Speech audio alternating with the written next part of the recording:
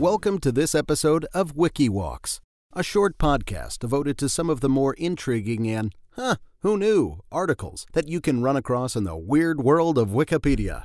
I'm your host, Chris Grismer. Just a reminder, if you're listening for the first time or you're a long-time listener, be sure to check out our Instagram at Wiki Walks Podcast. We post pictures that add a little extra context for each episode that you might find interesting. Now, there's no doubt you've once sat in a math class where you just stared down and written before you was a word problem, asking you to make some calculation about a train leaving New York at X speed and another train leaving at Y speed, and which train will get to Z location first. Well, if you were about 15 miles outside of Waco, Texas in 1896, your question would have been, how far away from the track would I have to be to make sure when these two trains hit each other at 50 miles per hour to ensure I'm not horribly maimed? Do I have your attention? Our story starts in the made-up town of Crush, Texas. It existed for only one horrifying day. And for a few hours, it was the second largest city in Texas. It was located not far from where Interstate 35 would one day be located, the highway connecting Dallas and Austin. And right smack dab in the middle is Waco, a town known for mishaps and shiplap. Times in the late 1800s are rough. Money is tight and jobs are hard to come by. A series of financial panics have left the economy teetering on the edge for several years. Obviously, at this time, the railroad is king. And the Missouri, Kansas, and Texas Railroad, that was its name, I'm not just naming three states for fun, that was the company name, and it was better known as the Katy.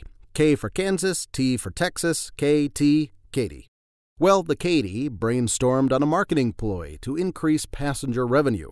And now the hero/idiot/anti-hero/ no, I guess I'm just back to idiot now, of our story enters the scene.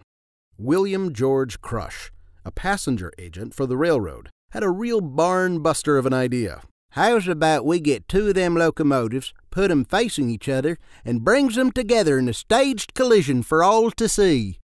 That's an actual quote. That's not paraphrasing. That's what he said. Maybe not quite like that, but that's what he said. At the time this idea was pitched, the railroad was the big daddy travel industry. It was a dominant force in the economic shipping engine, and the Katy was poised well for future growth. It started in St. Louis, hence the Missouri part of its name, and was actually the first railroad to be built through the Indian Territory, as it was known at the time. Although they were well established, the industry was becoming increasingly competitive, which led to this outrageous plan. They needed something big.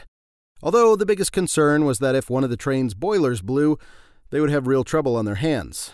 In fact, all but one of the train engineers said, "No, you're out of your mind. I told you never to call me here." But one is all it took.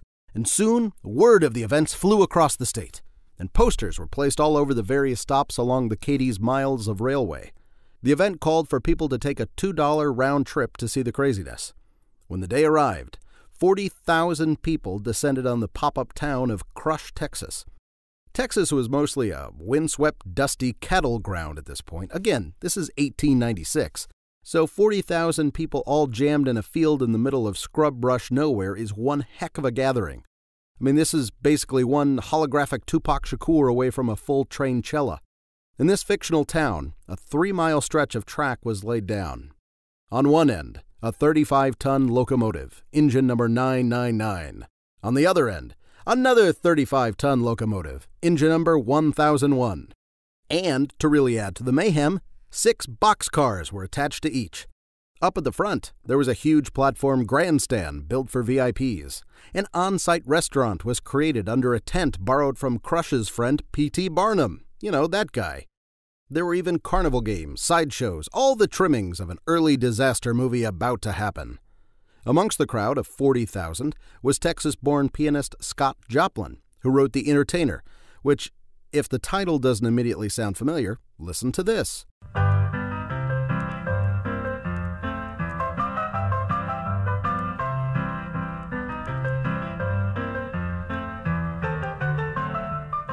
Yeah, that guy, he was there. He even wrote a song called The Great Crush Collision March in honor of this event. So, the 4 o'clock hour hits, and the trains begin their march to destiny. Full throttle. They each get to 50 miles per hour. Again, these trains weigh 35 tons.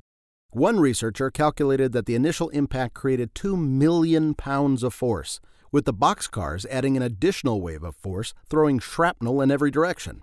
But even worse, the boilers did in fact burst. Yep, that happened. And huge chunks of metal were launched into the crowd of 40,000 people. Multiple people died after being struck with screws and bolts and rivets that shot out like musket balls, and dozens upon dozens were horribly maimed and wounded. Some folks walked the tightrope of being opportunistic and idiotic when they rushed the field of debris to grab souvenirs, only to find they were so hot that they had to find immediate medical care for third-degree burns. Oh, 1800s. Don't you ever change. Crush was, of course, fired, because you can't just go around killing people with trains. We can't have that. But soon after, Katy had a major uptick in business, and as a result of the spectacle, known far and wide as the Crash at Crush, he was immediately rehired. Because America. So, even if you kill a few people and permanently wound 24 more, so long as business is a-boomin', you'll always have a job.